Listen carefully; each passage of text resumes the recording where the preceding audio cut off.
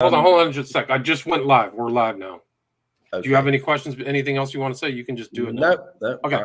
Hi, this is William Ramsey. Welcome to William Ramsey Investigates. On today's show, I have a very special guest from the UK. His name is Robert Hutchinson, and he published a book back in 2015 we're going to talk about. Title of the book is The Audacious Crimes of Colonel Blood, the spy who stole the crown jewels and became the king's secret agent. This is not his first book. He's written over 20 books. He's written specifically 9 books on the Tudors and Stuarts. Robert Hutchinson was defense correspondent for the UK National News Agency, the Press Association in Fleet Street from 1978 to 83, before moving to Jane's Information Group to launch Jane's Defense Weekly and becoming publishing director, responsible for books, magazines, journals, and digital titles. From 1997 to 2008, he was chairman of the media side in the Defense, Press, and Broadcasting Advisory Committee, the unique British system that protects national security in the reporting of military or intelligence issues. He is a fellow of the Society of Antiquaries of London, an associate tutor in church archaeology at the University of Sussex, and an expert in the archaeology of the Reformation. He was appointed OBE, Officer of the British Empire, in the 2008 New Year's Honors List. So I'm going to list off a couple of his other books in his most recent one. One of his other titles is The Last Days of Henry VIII, Conspiracies, Treason, and Heresy at the Court of the Dying Tyrant, 2006. House of Treason, The Rise and Fall of a Tudor Dynasty, 2009. Thomas Cromwell, The Rise and Fall of Henry VIII's Most Notorious Minister, 2009. Young Henry, The Rise of Henry VIII, 2012. And the Spanish Armada, A History, 2014. And his most recent publication is Henry VIII, The Decline and Fall of a Tyrant, where he goes into it. But he can talk more about that. But again, the book we're going to talk about today is titled, really fascinating book, The Audacious Crimes of Colonel Blood. So Robert Hutchinson, welcome to the show. Thanks for agreeing to the interview. Thank you very much, William. For people... Sorry. No, please continue. Go. Colonel Blood is one of those charismatic characters in history whose breathtaking exploits really prove the truth of the old maxim that truth can be much stranger than fiction. He was involved in an attempted coup d'etat in Ireland.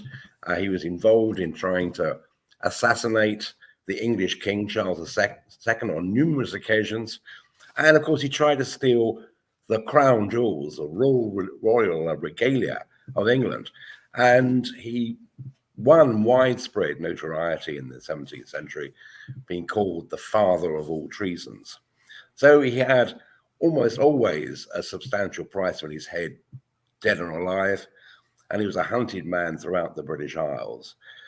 He was an arrogant, eccentric fantasist with a very persuasive manner, reinforced by buckets of Irish charm, armed with a neat turn of phrase that proved useful in a tight spot. And that lyrical Irish word, blarney, might have been created especially for him. Still there? So his breathless exploit conducted under a multitude of aliases, assisted by wardrobes full of disguises, left no swash unbuckled, no crime too great to attempt. But despite all this daring do, he was no hero. He would sooner cut your throat than shake your hand. He's really like the generation of kind of the, buccaneer rake type person. Can you talk about who he was, where he got started, and kind of his life trajectory? Yeah, sure. The Bloods family in Ireland traced their ancestry to a member of the Tudor gentry who went across in 1595 to fight the Irish rebels, like lots of other English people did. And but he found the discomforts and dangers of soldiering rather too uncomfortable and not to his taste. And despite acquiring some rather profitable land, Edmund Blood, that was his name, Thomas Blood's grandfather, his main income came from hijacking cargo ships and inviting their captains to hand over sizable quantities of cash in return for safe passage onwards. In other words, piracy. Now, his son moved from the west coast of Ireland to a little town called Sarnie, just outside Dublin, the capital of Ireland then as it is now. And in 1618, Thomas Blood Jr. was born there. And we know very little about his early life, other than when the English Civil War broke out between the Crown, Charles I, and Parliament. He answered the clarion call to the colours and went and fought on the Royalist side on the English mainland. And he was probably at the siege of Sherborne Castle in Dorset when it was captured by the parliamentary forces. He managed to escape, may have had a parole, because we know he was in Ireland that year.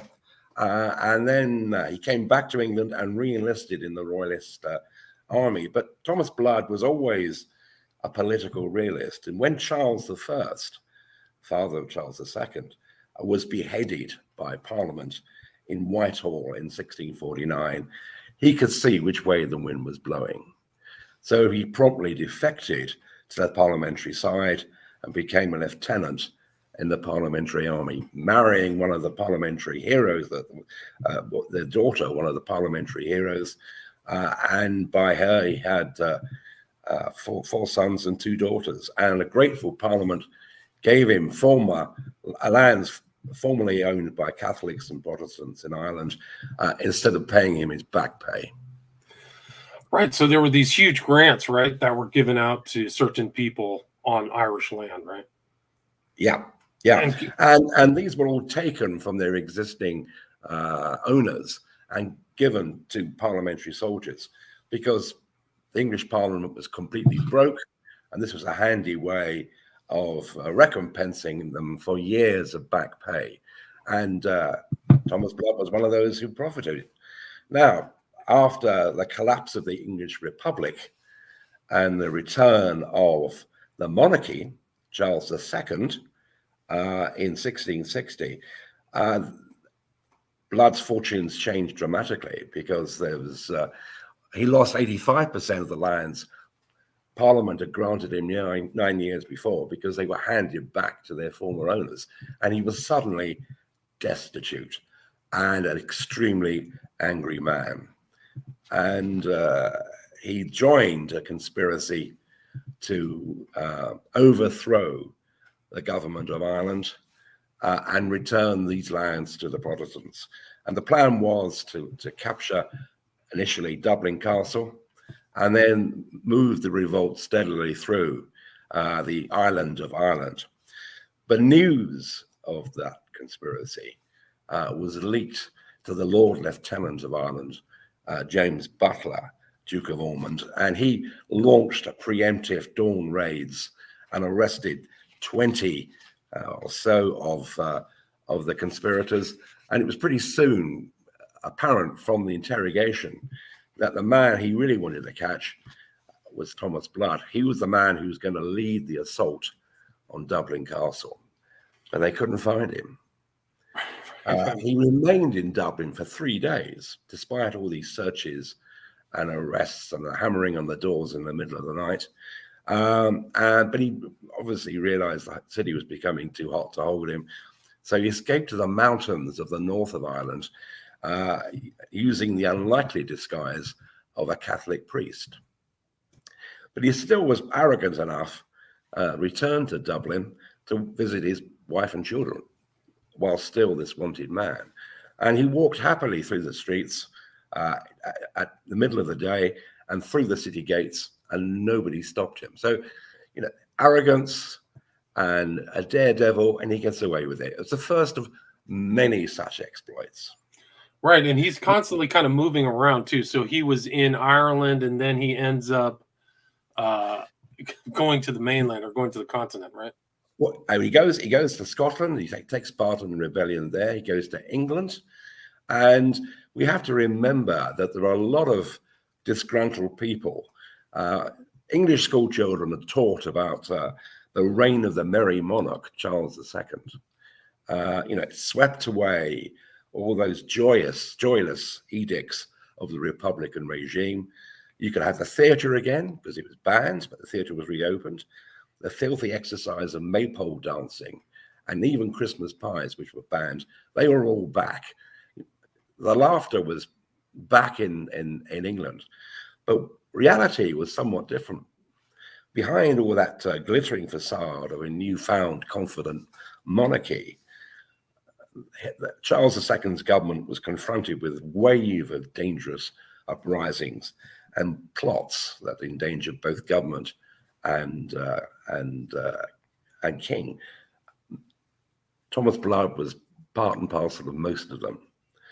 The risk of assassination by bomb or bullet or silent crossbow bolt never seemed far away for Charles or his brother James, Duke of York.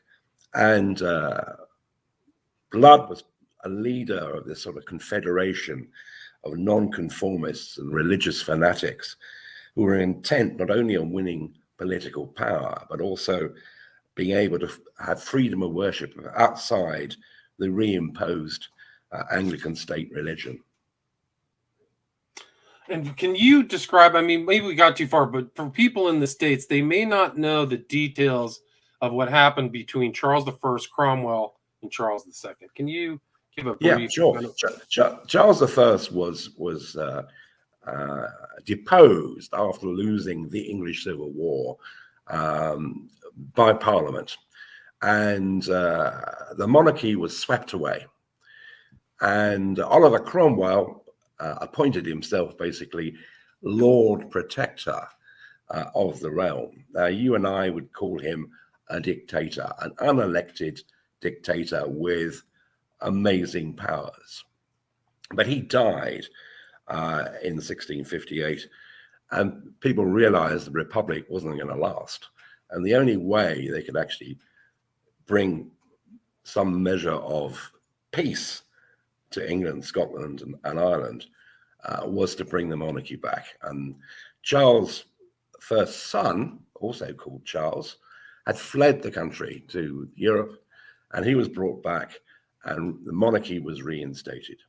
Gotcha, thanks. And Cromwell was a Puritan too, so all kind of part of those types of festivities you were talking about were banned and stuff like that. So then you're back to Charles II, but Blood has gone from, he worked for the Charles I and Cromwell, and then back to, then he was That's right. Right. So he's a real turncoat. All right.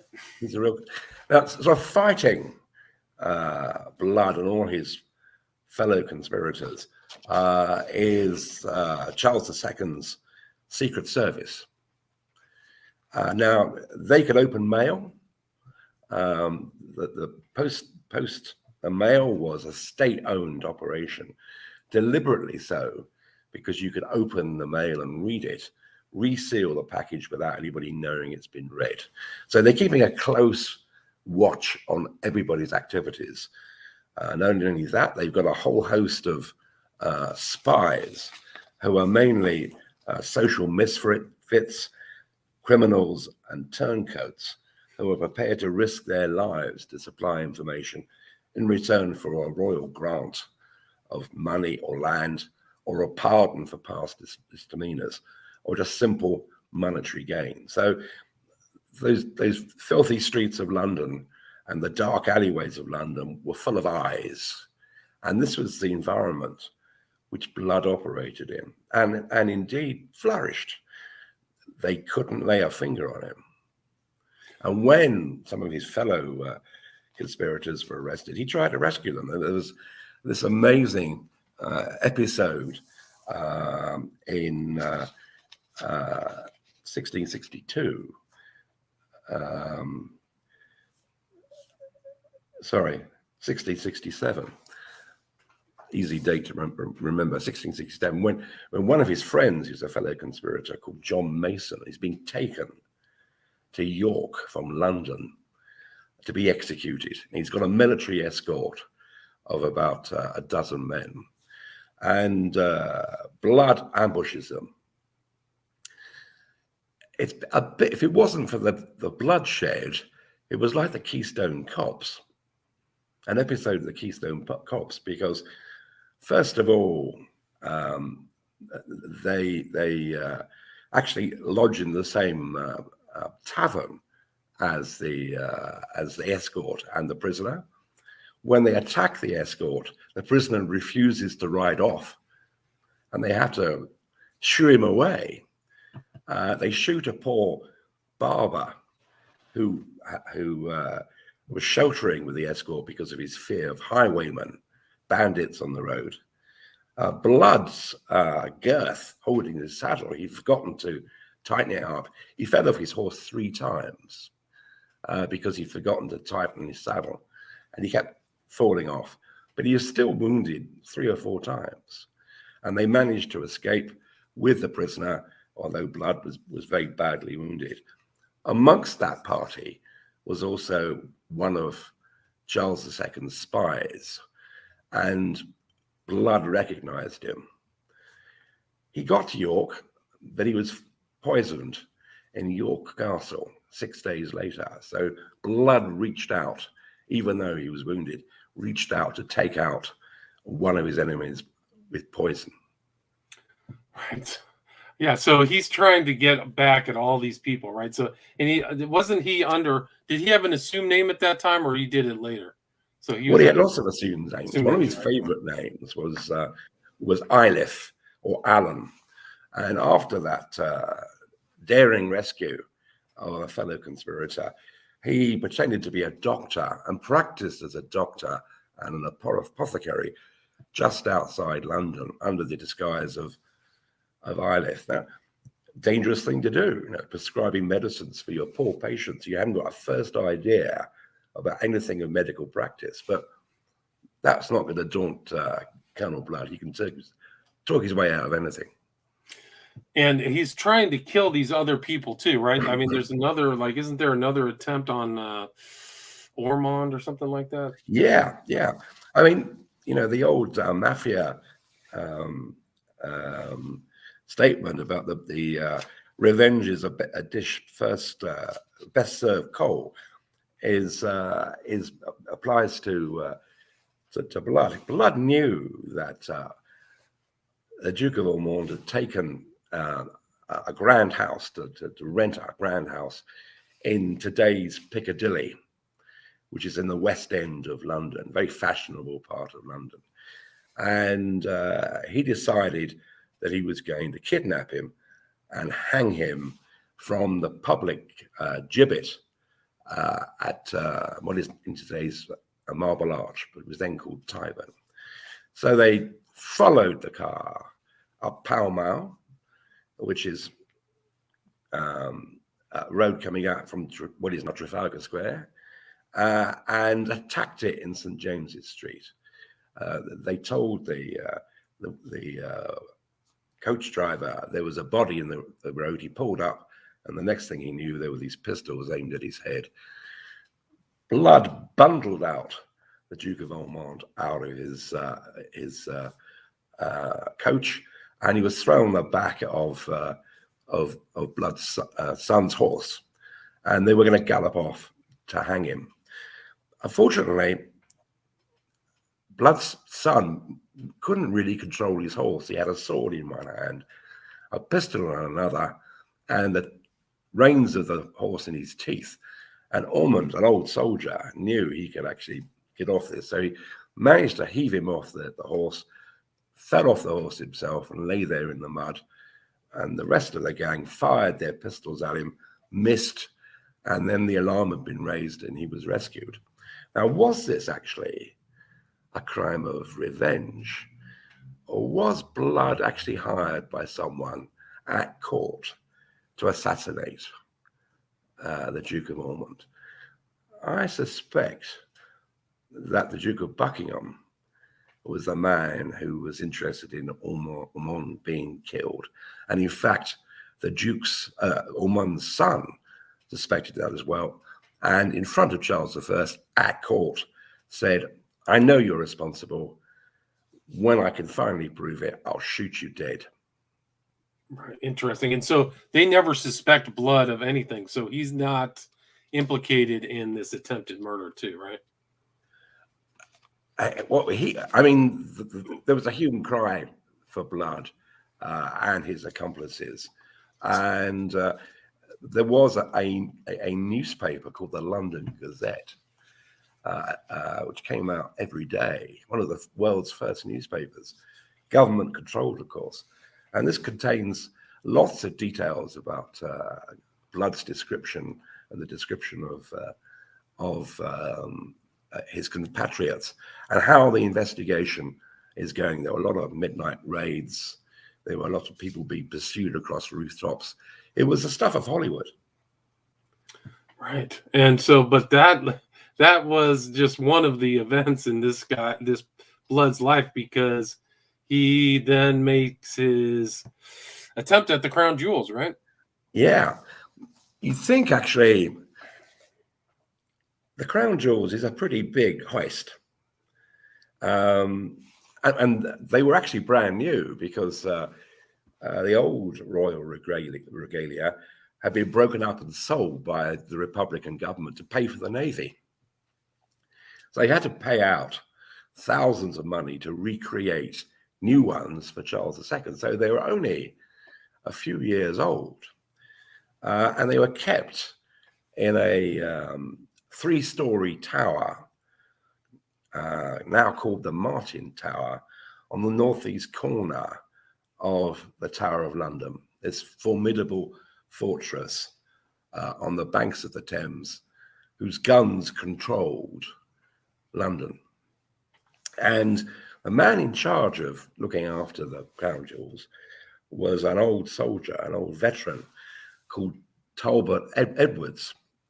And he used to make, a few dollars for himself by opening what was the protection for the royal jewels, which was it was a cupboard with a meshed doors which you unlocked, and he would take the jewels out, show them to any visitors, any tourists, and they'd pay him money for the privilege, and he'd lock them up again. And one day, one of the visitors was this minister of the church, dressed in a cassock and a black hat, and he had a beard. And his name was Dr. Aleph, or Dr. Allen, Blood's alias. And he had with him his wife. Now, he wasn't his real wife. His wife Mary was lying ill at a family home in Lancashire. He'd hired a young Irish actress called Jenny Blaine to take her place. And he asked Talbot Edwards if he could actually have a look at the crown jewels. No problem, come in. And while the jewels were being shown, Blood's wife, in quotes, fell ill. And she had to be taken to the Edwards bed and drinking a restoring draught of brandy, and then recovered. And they became friends of the Talbots. What they were doing, of course, was infiltrating the household. And they went for meals with the Edwards. Blood looked around and saw some of the weapons on the walls. He was casing the joint, and they eventually agreed to. The Edwards eventually agreed to marry their daughter Elizabeth to the parson's wealthy young nephew, who of course didn't exist.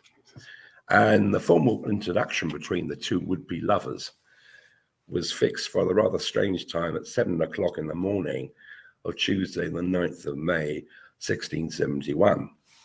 And Blood arrived with 3 men.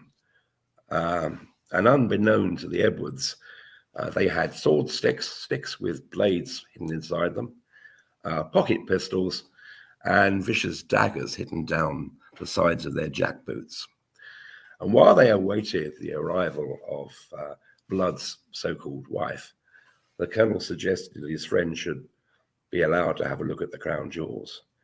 And Edwards agreed, but as soon as they got inside the basement of the Martin Tower, where the jewels were, they overpowered him and stabbed him in the stomach.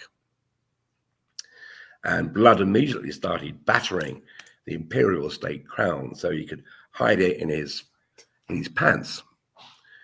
Thomas Hunt began to file the scepter into two so he can shove it into his pockets. And another conspirator hid the orb in his cloak. But then fate took a hand. The Edward's son, who was a soldier who'd been serving in Flanders for 10 years, arrives home on leave just at that minute to see his family. And the alarm was raised, the gang fled, and Talbot Edwards staggered bleeding to his feet, crying, "Treason, murder, the crown is stolen." And Blood and his accomplices race through the Tower of London, go through what is called the Bloody Tower, which is one of the gateways. The sentry there fired off a shot from his musket, then threw himself on the ground when Blood returned fire. But they were caught heading for their horses on the wharf on the side of the River Thames, thrown into jail. And you think, well, that's the end of Thomas Blood. You would think, right? And these, just for people who don't know, these are the jewels that all the kings of England are crowned. Crowned with. So these are not ordinary jewels. That's why they're called the crown jewels. So you're putting, and there you can see on here, you can see the crown jewel motif on the cover of your book if you're on YouTube. Yeah. So sorry. Just to make when the king or queen is crowned, they have to the crown is placed upon their head, the scepter is placed in one hand, and the orb, which is a gold ball with a cross on top of it, signifying the world, is placed in the other hand, and they're always painted holding these objects. Right. Thank you. So there's Blood and his son and the other conspirators, locked up in a rather smelly dungeon in the Tower of London. But is Blood disheartened? Is he downcast? No. He demands an audience with the king. Now, this is the guy who Blood had last seen at Battersea, which is further down the River Thames from the Tower of London. And Blood was in the reeds on the side of the river, and Charles II is skinny dipping in the river. He's swimming naked in the river, and Blood has him in his sights of his musket to kill him. And at the last moment, he doesn't pull the trigger because he claims he's overawed. Well, he tells Charles this, and he says to him, his Irish Blarney not deserting him, "Grant me my life, and I'll spy for you against my old comrades." And Charles asked him, "What if I should give you your life?" And Blood replied, "I shall endeavor to deserve it." Now, excuse me. Right, but they like, so he's ready to turn on his old friends. Like, he should have been hung, right? Drawn and quartered. He should have been hung. Yeah, he is the greatest villain unhung in criminal history. Some thought, actually, this is all rather glib. Why is Charles letting him off? Well, maybe Charles is actually part of a conspiracy himself. Maybe he wants to get rid of the crown jewels to raise some money because he's always broke. Maybe he could break up the jewels himself. And Blood was just its tool. Anyway, he agrees, and he recruits Blood to become a spy for him. And Joseph Williamson, his spy master, says, actually, Blood has been so helpful to us. His value is worth 10 times the value of the crown, because he is breaking up lots of more conspiracies for assassination. He's telling the King's Secret Service about new threats emerging, but also he's making a bit of money on the side as well. He's doing a lot of private digging for dirt for other members of the court. So he's becoming a sort of private eye, discovering things about people's political rivals at court. And diarist Evelyn, John Evelyn, saw blood.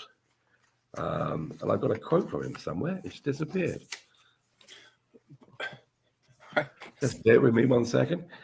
He was terribly surprised how Blood got away with this, and met him at court, and described him as having an evil face capable of insinuating himself in any situation, and that's true. So that's what Blood does for the rest of his career. He spies for the king, and he makes money out of spying for members of the court who are constantly jockeying for position. Right. He runs foul of the Duke of Buckingham and is jailed, and the poor guy eventually dies from a stroke at the age of 62 in 1682. And there we have, the last astonishing thing of his life, the astonishing event of his life. When he died, people couldn't believe he was dead. They claimed to have seen him. They thought he faked his death.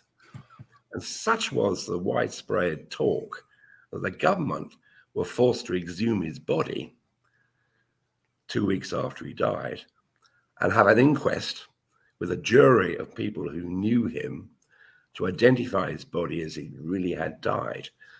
But by that time, the body had decayed so much that none of them recognized him, and he was only identified by an enlarged thumb, which he had as a result of a wound. And an army captain, identified the corpse as Blood as a result of that. But there's always still debate about, really, was he dead, or was this another put-up job? Another kind of job, right? But I mean, he survived it. He had, after trying to steal the crown jewels, he had a whole nother career after that, right? I mean, he was still alive, walking around London. He did. It's incredible. He makes James Bond look like a altar boy. Yeah, no, this guy, and I mean, he's kind of like a legendary figure in English history now, right? Like, kind of, I think he's mentioned in places. And Irish history too. Yeah, he had a lot of offspring too, right? Yeah, absolutely. I mean, there's one last sort of postscript to his story, which may interest you. Although Charles promised him £500 a year plus lots of land, of course, because Charles I never kept his word. He never got it, and his descendants continually tried to claim the lands which Charles II had granted him. And in the state archives in Dublin are some letters from a chap called Edmund Blood, who was Thomas Blood's grandson, and he was a captain serving with the British Army in North America in 1734, long before the War of Independence. And he wrote to his relatives in Dublin saying, I'm willing to pay for a legal action to try and get our lands back. And at the bottom of the letter, he said, you can write to me as Captain Edmund Blood, care of, and then he names a merchant who lives in Albany, North America. Now, that's a great address, isn't it? Name of the individual, Albany, North America. A because it's Albany, capital of New York State. No zip codes, but the letters got to him. The letters got to him. Sadly, they told him that they'd failed in the legal action. So the lands were never recovered. Never recovered. Wow, yeah. But it's a fascinating story that this guy, how he was like a really just kind of really a rake buccaneer of that era who made it through so many well, of that's those. right. I mean, he was a gambler who was never afraid of the odds.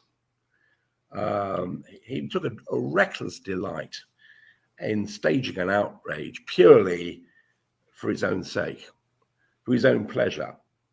And he may well have tried to assassinate viceroys, kings, rescue friends, because, you know, he thought those challenges were too great for other people to try. He was the man who could do it. It's like what drove him, or maybe it's like, you know, people who climb mountains because they're there. Right. Well, put him right into the history books. He's a legend. I mean, that's a great way to end it, Robert. Where's the best place for people to get the Audacious Crimes of Colonel Blood? Amazon. So. You know, never forget faithful Amazon. But still in the stores. So it's still in print. Yeah, and all your books are there. So, I mean, there's definitely, there's a lot of them on there, a lot of those other titles that I mentioned earlier. And you said the best place if people want to reach out and contact you is through your publisher, correct? Through my publisher, which is Weidenfeld and Nicholson, part of the Orion Group, or my agent, Andrew Lowney. Oh, Andrew, right. Andrew Lowney. I just got off the phone with Andrew. We just talked about Mountbatten, but yeah. So I'll put up Andrew's website too, so if people want to reach out to you and talk to you. But thanks so much for your time. Really fascinating, great story. Again, the title of the book is "The Audacious Crimes of Colonel Blood: The Spy Who Stole the Crown Jewels and Became the King's Secret Agent" by Robert Hutchinson. Thank you so much, Robert. Appreciate your time. Thank you, William. Thank you. Right, take care. Stay there.